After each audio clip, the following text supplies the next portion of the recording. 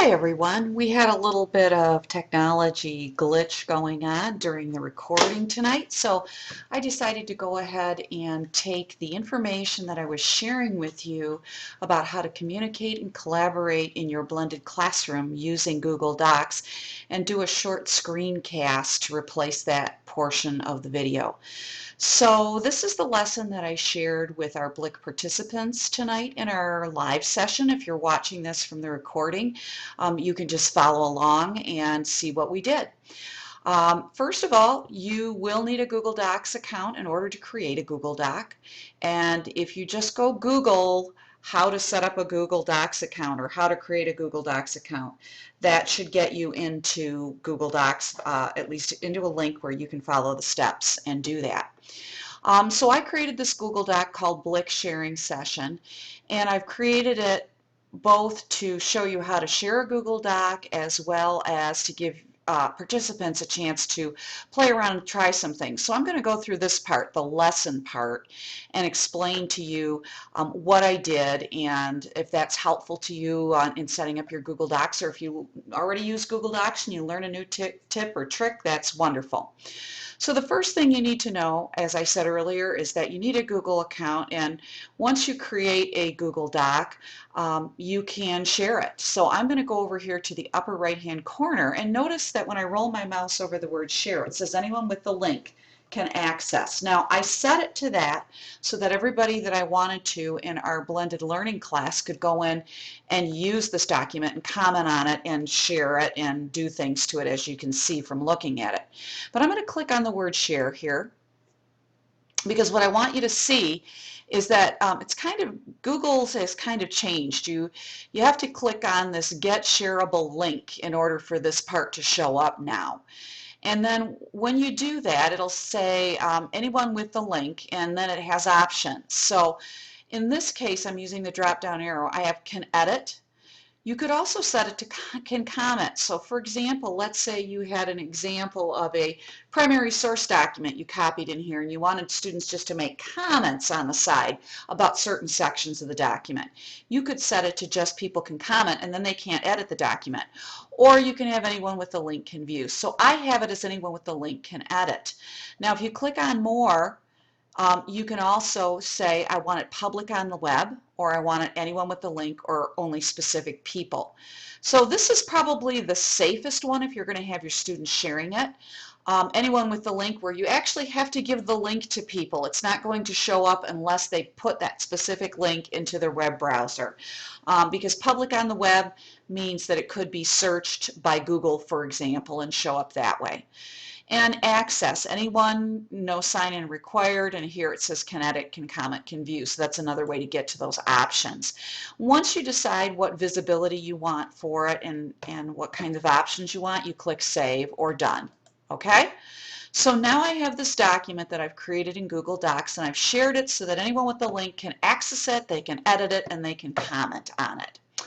All right, so once you do that, you need to know how to use the comment feature. Well, that's pretty easy. To use the comment feature, and you can see that there are a number of comments that our participants have already put in here, all you need to do is click anywhere in the document that you want to make a comment. Let's say I'm going to be commenting on this section right here. And then you move your mouse up to the Insert tab and click the word comment. And you'll see that a fresh comment with my name on it pops up right here. And I could say, great job on this. Okay, I'm just putting a random comment, and notice I can comment or cancel. If I put comment, there it goes. So that's how you comment. Think about how your students could go in and they could comment on each other's work if you set it up so that they could share the document. Or they could comment on specific features of a text that you've copied into here. Okay, color for fonts and highlighting is next. I just wanted to share that with you because that's a fun thing. Think about having students, if they're working collaboratively in a document, use different colors So you could say, if here I'm putting you in groups of 4, if you're the A person, your color is black. If you're the B person, your color is blue. C, you're going to type in the document in green, and D, you're going to type in red or orange or something like that. So if you go up to the toolbar up here and you click on the drop down arrow, you have the options to choose a text color or a highlight color. In order to use them, you have to actually highlight what it is you want to change colors for. And then right now it's grayed up for text. So if I click on, let's say, this red, it's going to turn that text into red. And if I keep typing after that, type on, it will still be in red until I go back and select this as black. The same thing is true with highlighting. If I highlight a certain area with my cursor and then go up to here and I have to pick highlight, I can then highlight using a text color. So you could ask kids to, say, summarize a passage by finding the main ideas or the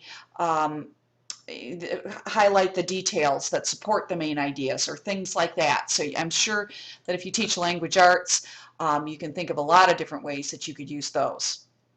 Okay, I did not get into talking about the research tools, so this is a bonus for those of you who are not at the session tonight. If you go up into tools, there is a section here called research. And this research section, I apologize because it's going off my screen here a little bit.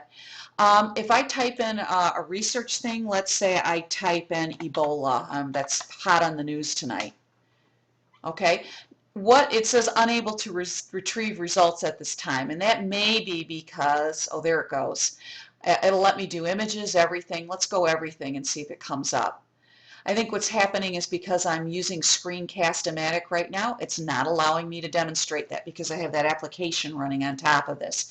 But normally what would happen is you would get some of the top hits from Google or wherever you chose, and when you choose one of the articles, there's an option to cite it too, and it'll produce the citation for you wherever you're at in the document. So if my cursor's over here and I click the citation, it will actually generate the citation at the bottom of the document. So sorry I couldn't demonstrate that for you, but you can play around with that a little. Again, that's under the tools and it's under research. And notice you can also do a word count. You can translate the document into different languages.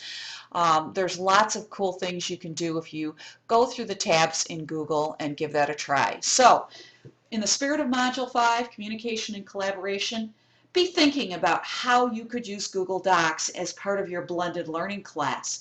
I'll give you a quick example. In my daughter's honors English class, the teacher had the kids in groups of 4. They were writing papers. Each person in the group was assigned a different section of the paper. They had to type it in a different color in their Google Doc. They had to go in and comment and edit on each other's. And then she actually went into those documents as they were in progress and gave practically immediate feedback with suggestions for revision and improvement so that all of the kids could be successful on the paper. So with that, I'm going to let you go, and I hope you enjoyed this quick overview of Google Docs.